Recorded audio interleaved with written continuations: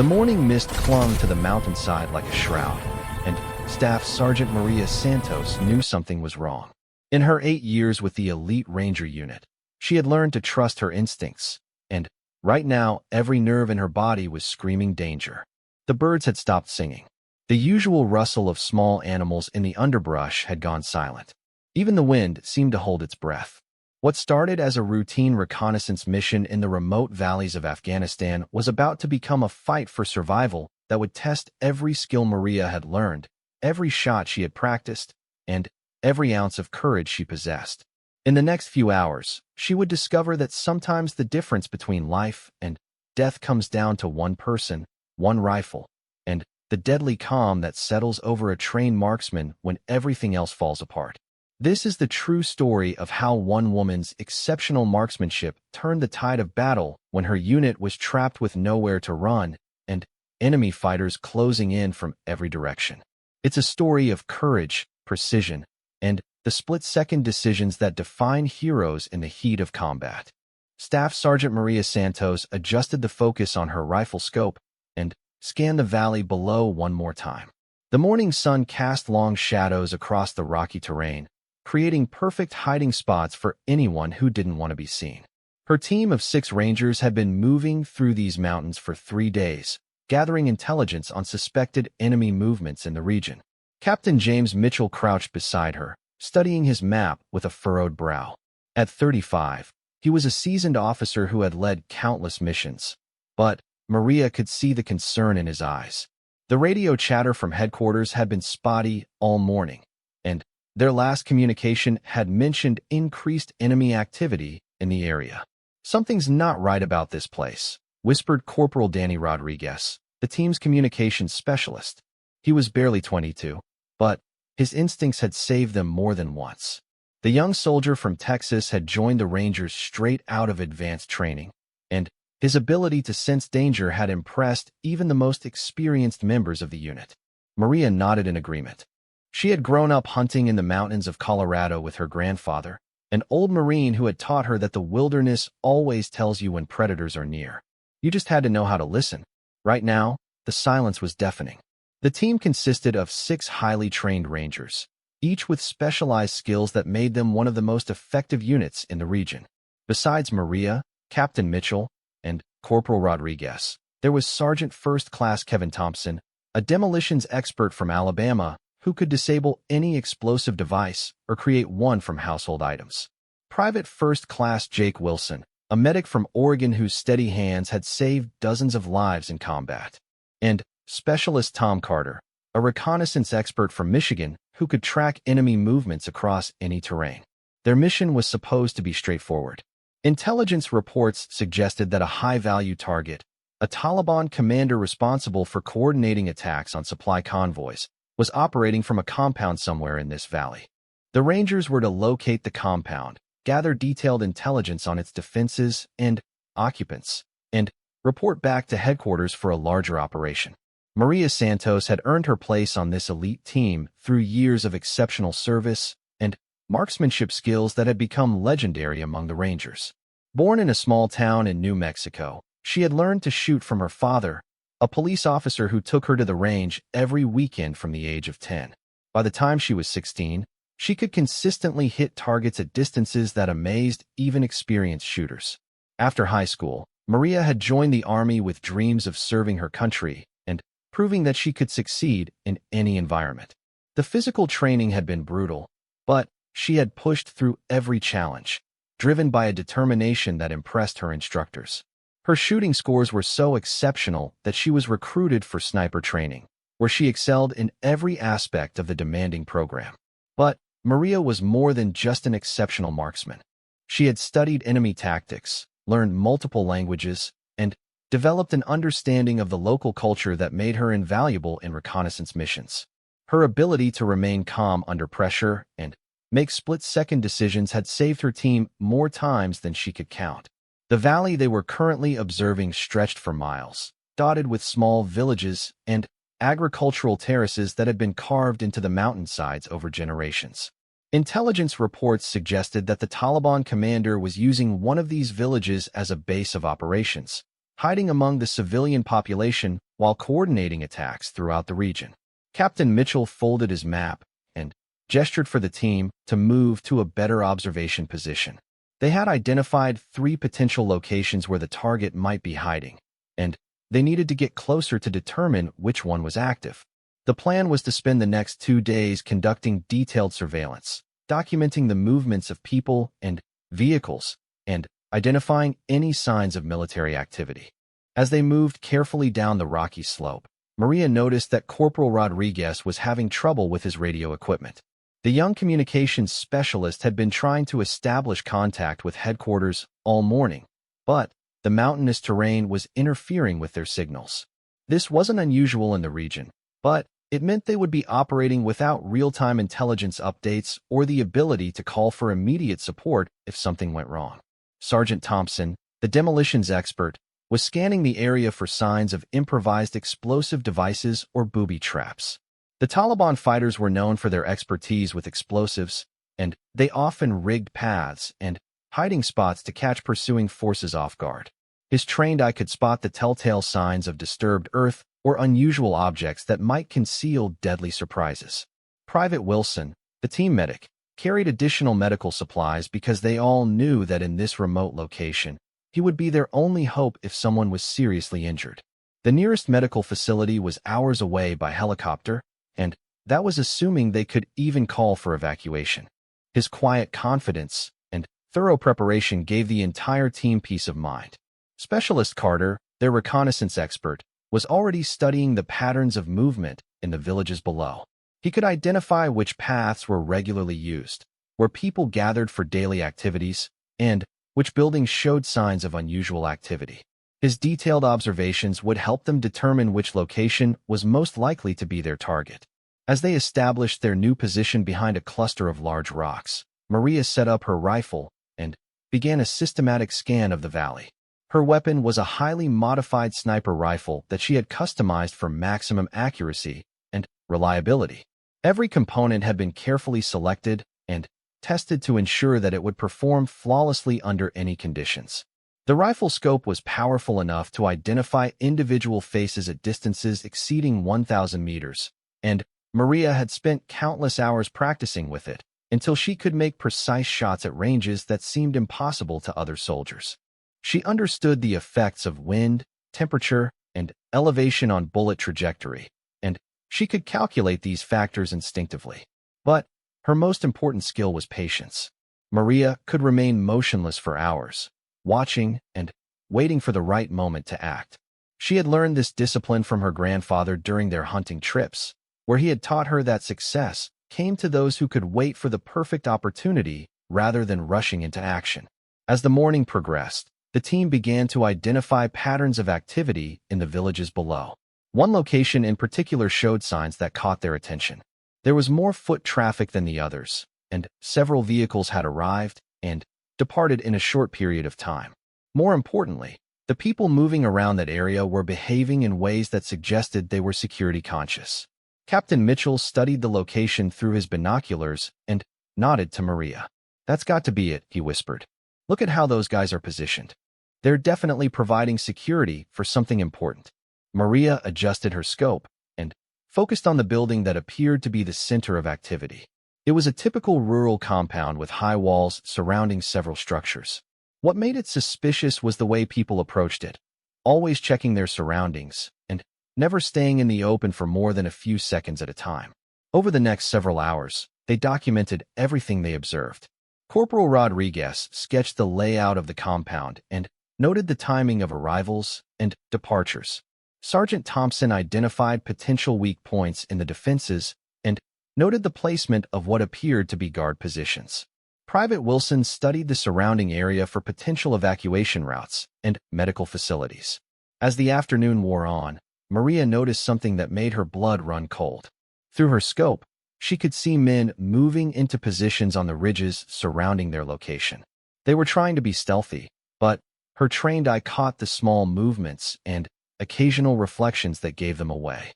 "Captain," she whispered urgently, "we've got company. Multiple fighters moving into position on the surrounding ridges. I count at least 8, possibly more." Captain Mitchell immediately raised his binoculars and began scanning the area that Maria had indicated. Within seconds, he could see what she had spotted. They were being surrounded by enemy fighters who had somehow detected their presence and were now moving to trap them in this valley. The situation had suddenly become much more serious than a simple reconnaissance mission. They were outnumbered, cut off from communication with headquarters, and trapped in terrain that offered limited escape routes. The enemy fighters had the advantage of knowing the local area and probably had additional reinforcements that could be called in quickly. Options? Captain Mitchell asked quietly, knowing that they had only minutes before the enemy completed their encirclement. Specialist Carter studied the terrain and shook his head grimly. The routes back up the mountain are too exposed. They'll pick us off easily if we try to climb out of here during daylight. Sergeant Thompson pointed to a rocky outcropping about 200 meters away. That position might give us some defensive cover, but we'd have to cross open ground to reach it. Maria continued scanning through her scope, counting enemy positions and trying to assess their capabilities. They're well-equipped, and they're moving with tactical coordination. This isn't a random patrol that stumbled across us. They knew we were here. The realization hit the entire team simultaneously. Their mission had been compromised somehow, and they had walked into a carefully planned trap. The question now was whether they could fight their way out before the enemy could bring overwhelming force to bear against them. Captain Mitchell made the decision that would determine whether his team lived or died. We moved to that defensive position. Maria, you provide overwatch and pick off anyone who tries to flank us during the movement. Everyone else, we move fast and low. Ready? As the team prepared to make their desperate dash across the open ground, Maria settled into her shooting position and began identifying targets. Through her scope, she could see enemy fighters moving closer, believing they had successfully trapped the American Rangers. But they had made one critical mistake. They had underestimated the woman behind the rifle who was about to turn their carefully planned ambush into a deadly miscalculation. Maria Santos had trained for this moment her entire career, and she was ready to prove that sometimes one precise shooter could change the outcome of an entire battle. That Maria's finger rested lightly on the trigger as she tracked the movement of enemy fighters through her scope. The morning sun was climbing higher, and she knew that within the next few minutes, the glare would make accurate shooting more difficult. If they were going to move, it had to be now. Contact left, she whispered into her radio microphone. Through the powerful scope, she could see 3 fighters moving along a ridge approximately 600 meters away.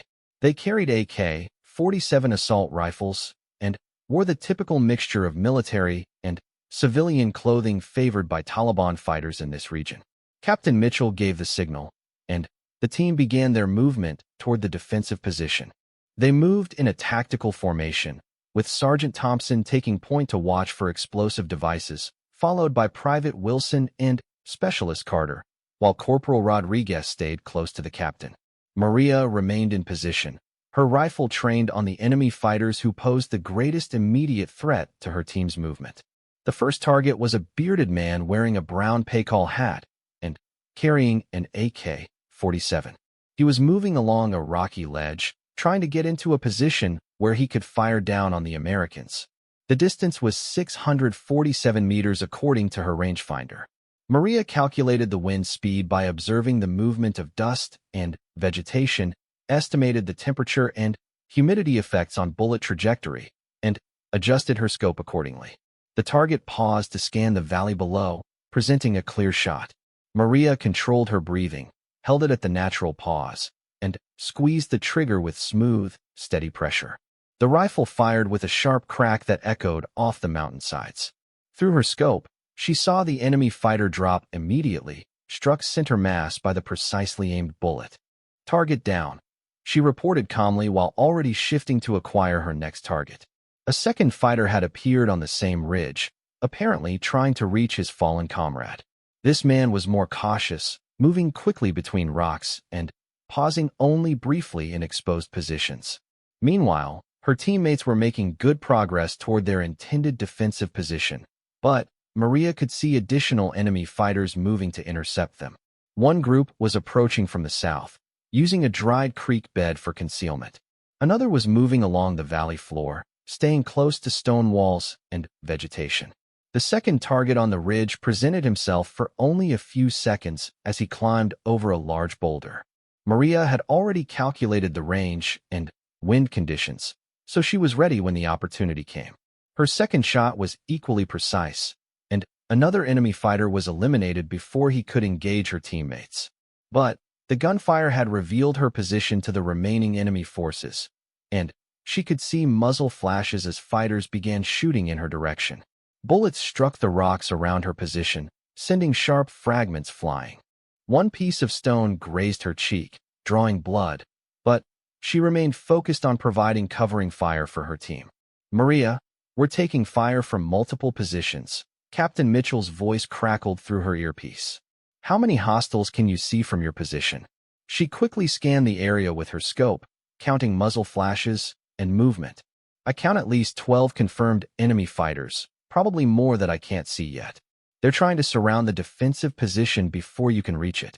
Sergeant Thompson had reached the rocky outcropping and was setting up defensive positions for the rest of the team. But 3 enemy fighters were approaching from his blind spot, using a series of terraces and stone walls for cover.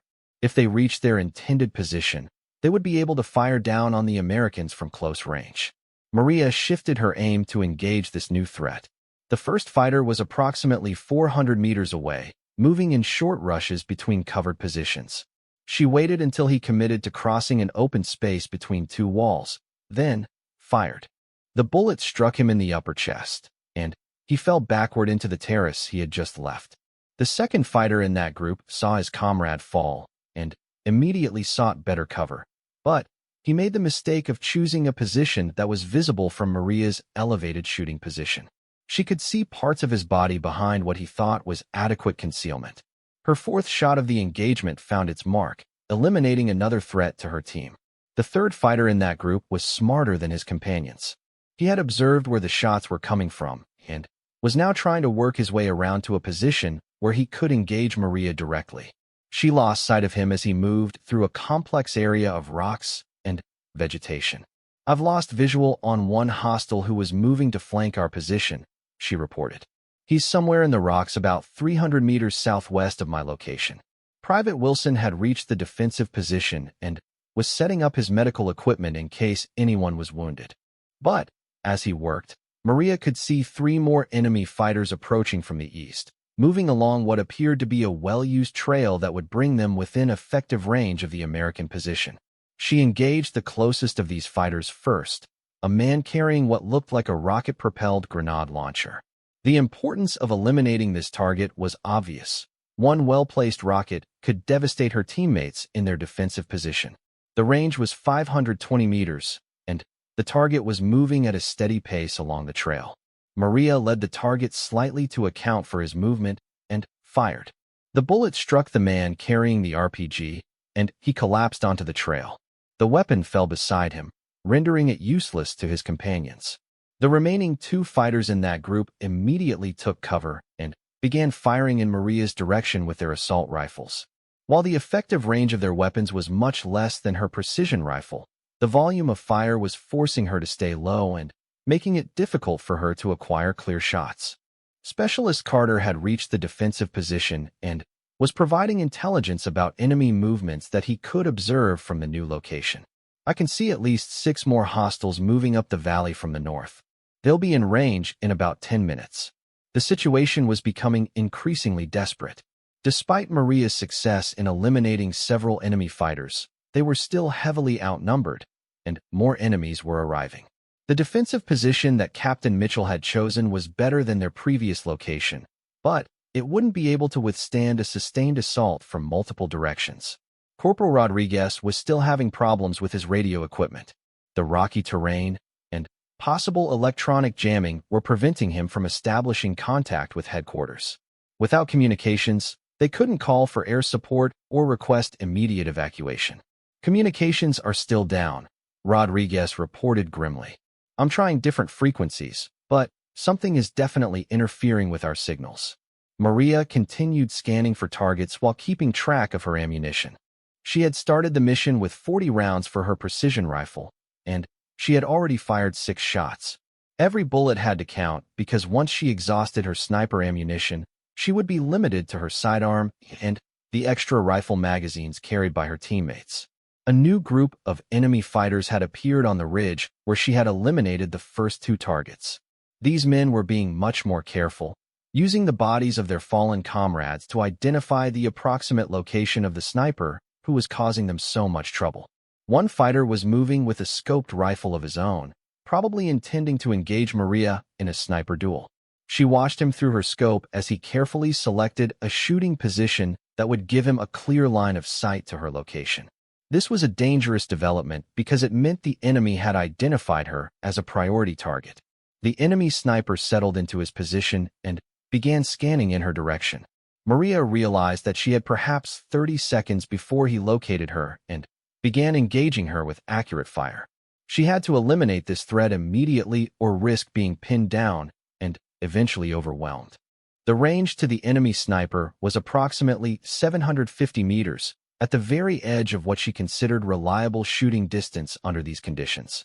The target was partially concealed behind rocks, with only his upper body visible. Maria made the calculations for what was likely to be the most important shot of the engagement. She controlled her breathing, settled the crosshairs on the enemy sniper's chest, and fired. Through her scope, she saw the man jerk backward and disappear behind the rocks. Whether he was dead or simply wounded, he was no longer an immediate threat to her team. But her muzzle flash had given away her exact position, and now several enemy fighters were concentrating their fire on her location. Bullets were striking all around her, and she knew she would have to move soon or risk being hit. "I need to displace to a new shooting position," she reported to Captain Mitchell. "My current location is compromised, and they're bringing too much fire to bear." "Negative," the captain responded immediately. "We're still taking fire from multiple directions down here. We need your overwatch for at least another 10 minutes while we consolidate our defenses." Maria understood the impossible situation they were in. If she moved, her teammates would be vulnerable to attack from the enemy fighters that she was currently keeping suppressed. But if she stayed in her current position much longer, she would likely be killed or wounded by the increasingly accurate fire directed at her location. She made the decision that defined her character as a soldier. Rather than seeking safety for herself, she would remain in position and continue providing the covering fire that her teammates needed. But she would have to be smarter about how she engaged the enemy. Instead of remaining static, Maria began using a technique called shoot and move. She would fire 1 or 2 shots from a position, then immediately move several meters to a new location before the enemy could respond with effective counterfire. This tactic was physically demanding and required her to constantly recalculate ranges and shooting conditions, but it allowed her to remain effective while reducing her vulnerability.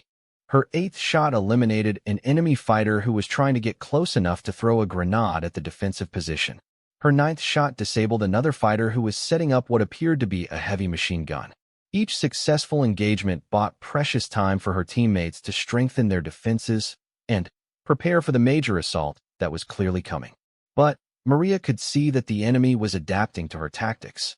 They were beginning to coordinate their movements and fire in ways that would make it much more difficult for her to continue operating effectively.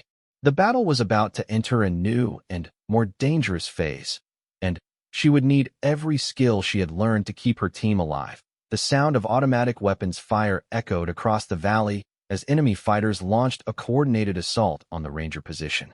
Maria could see muzzle flashes from at least 8 different locations as the Taliban fighters attempted to overwhelm her teammates with superior numbers and firepower. From her elevated position, she had a clear view of the tactical situation developing below.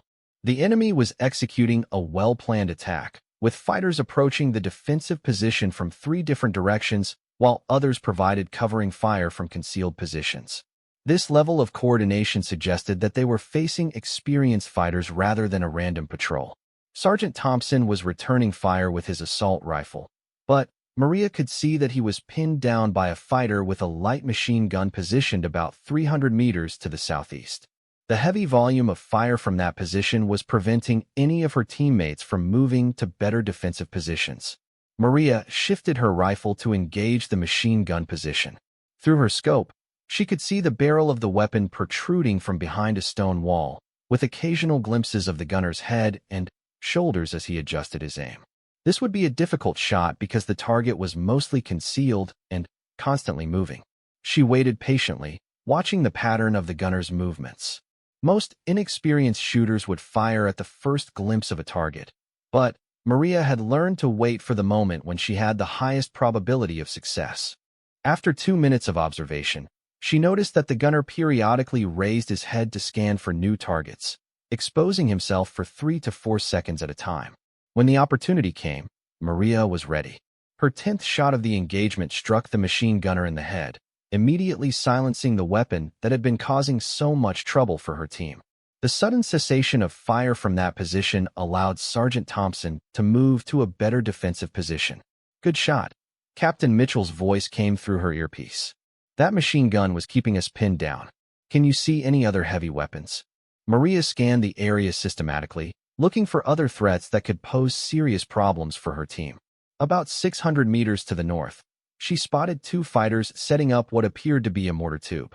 This was an extremely dangerous development because mortars could be used to attack the defensive position from behind cover, making it impossible for her teammates to return effective fire. The mortar position was partially concealed behind a cluster of rocks, with only brief glimpses of the weapon and its crew visible as they prepared to fire. Maria knew that she had very little time to eliminate this threat before the first mortar round was launched at her teammates. She calculated the range and wind conditions quickly, then waited for one of the mortar crew members to present a clear target. The first man became visible as he carried a mortar round toward the weapon. Maria's 11th shot struck him center mass, and he dropped the round as he fell. The second crew member saw his companion fall and immediately sought cover, but he made the mistake of choosing a position that was visible from Maria's elevated shooting position. She could see his torso behind what he thought was adequate concealment. Her 12th shot eliminated the second crew member, rendering the mortar useless. But eliminating individual targets was becoming increasingly difficult as the enemy fighters learned to avoid exposure to her rifle. They were beginning to use smoke and coordinated movements to mask their positions, and several were now carrying riot shields or improvised armor to protect themselves from sniper fire. Private Wilson was treating a minor wound that Specialist Carter had received from a bullet fragment, but Maria could see that more enemy fighters were approaching from the west. This new group appeared to be carrying scaling equipment and grappling hooks, suggesting that they intended to assault the defensive position directly rather than engaging in a prolonged firefight. "Wilson, how's Carter?" she asked through her radio. "He's okay," the medic responded. "Just a graze on his arm. He'll be fine to continue fighting." Maria shifted her attention to the approaching assault team. There were 5 fighters in this group, and they were moving with the tactical discipline of experienced soldiers. They used proper spacing, communication signals, and movement techniques that indicated they had received professional military training. The leader of this group was carrying an assault rifle with an attached grenade launcher.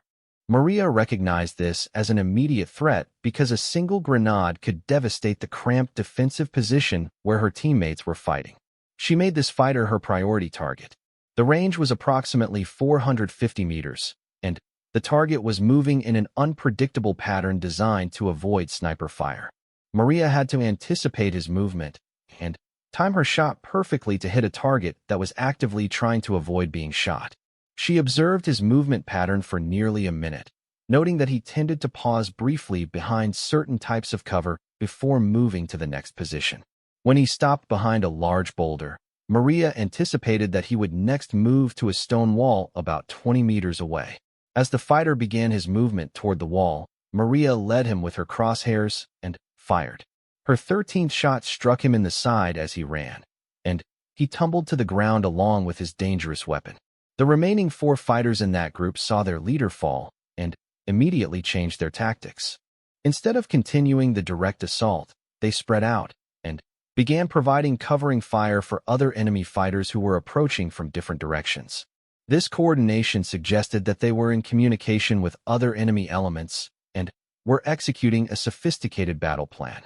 Corporal Rodriguez was still working frantically with his radio equipment, trying different frequencies and antenna configurations to establish contact with headquarters.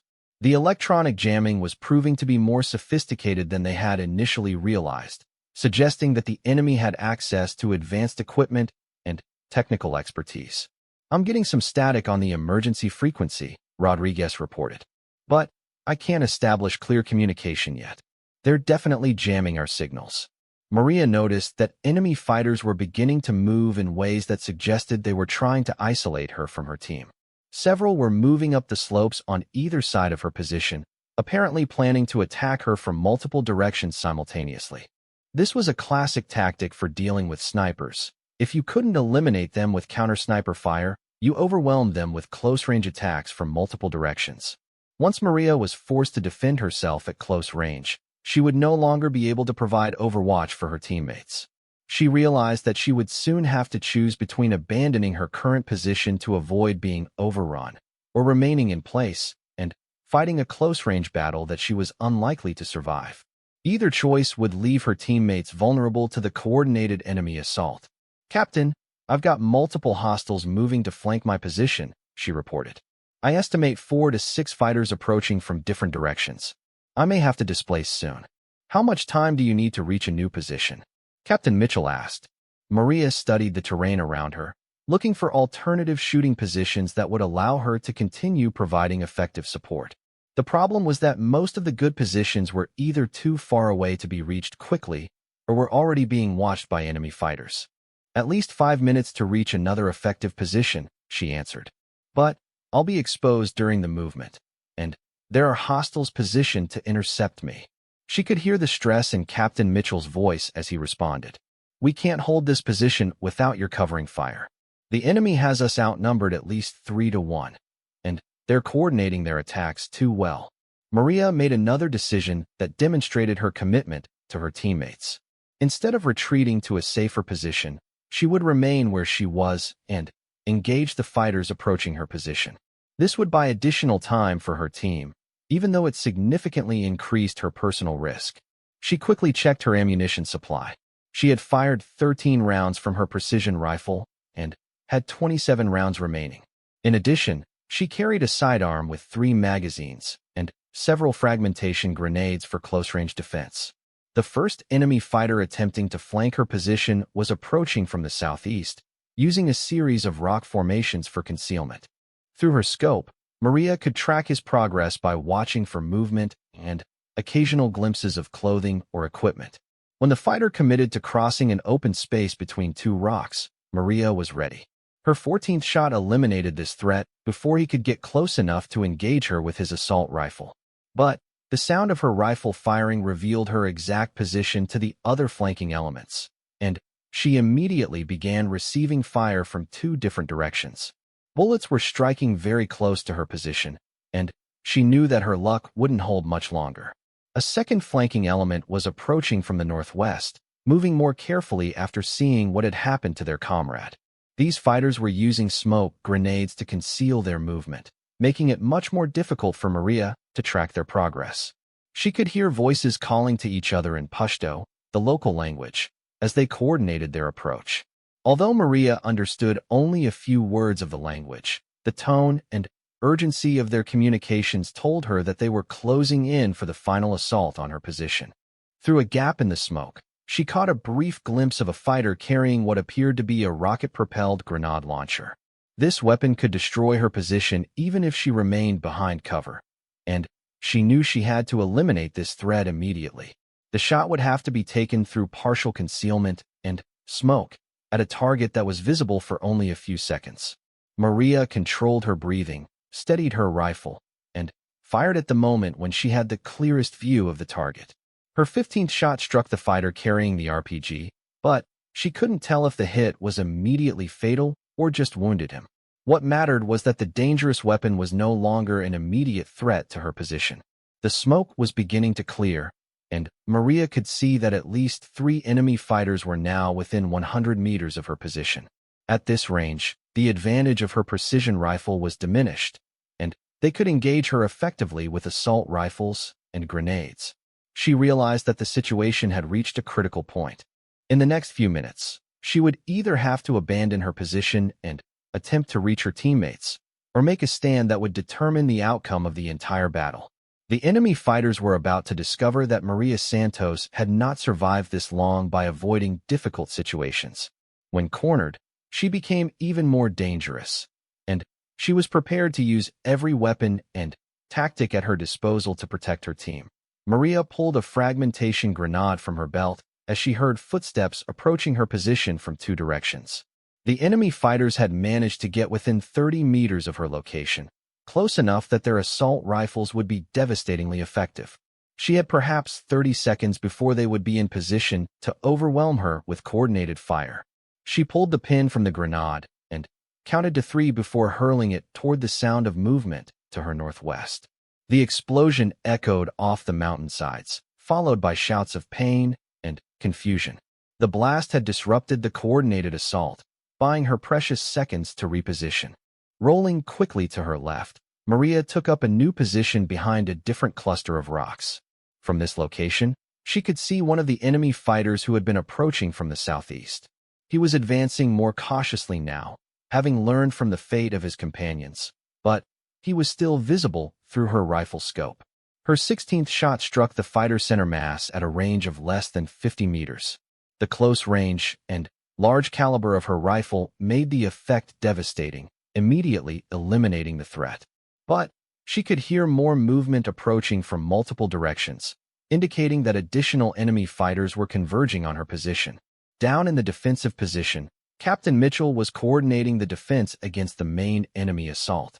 Sergeant Thompson was engaging targets to the east with his assault rifle, while Specialist Carter was providing covering fire toward the north despite his wounded arm. Private Wilson had set up his medical station in the most protected part of their position and was ready to treat wounded team members. "Maria, what's your status?" Captain Mitchell's voice crackled through her earpiece. The sound of gunfire in the background made it clear that her teammates were fighting for their lives. "I've eliminated several fighters attempting to flank my position, but there are more approaching," she responded while scanning for additional threats. "I estimate at least 4 more hostiles within 100 meters of my location. Can you continue to provide overwatch?" Maria assessed her situation honestly. Her ammunition was running low, she was surrounded by enemy fighters who were getting closer every minute, and her position was becoming increasingly untenable. But abandoning her overwatch position would leave her teammates vulnerable to attacks that they might not be able to detect from their lower elevation. "I can hold for a few more minutes," she replied, knowing that this might be an optimistic estimate. A new group of enemy fighters was approaching the main defensive position from the south, using a dried riverbed for concealment. These fighters were moving with military precision, indicating that they were probably the most experienced and dangerous enemies that the Rangers had faced in this engagement.